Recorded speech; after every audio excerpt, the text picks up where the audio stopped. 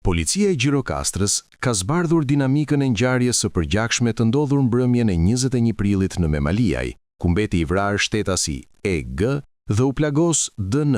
Sipas hetimeve, gjithçka nisi pas një konflikti fizik të çastit mes dy grupeve. Nga rindërtimi i ngjarjes, rezulton se viktima E.G. ka qelluar fillimisht duke plagosur 25 vjeçarin D.N. Në kundërpërgjigje, dy vëllezërit e të plagosurit, shtetasit D.N. 29 vjeç dhe M.N. 28 vjeç, kanë qelluar mbi E.G., i cili humbi jetën gjatë rrugës për në spital. Deri më tani, policia ka vënë në pranga 3 persona, mes tyre të plagosurin dhe shtetasin A.K. për vrasje në bashkëpunim, si dhe E.M. për fshehje të provave. Ndërkohë, dy vëllezërit autor të dyshuar janë shpallur në kërkim. Në vendngjarje u sekuestrua arma e krimit, pistolet me fishek në fole, automjete dhe aparate celulare.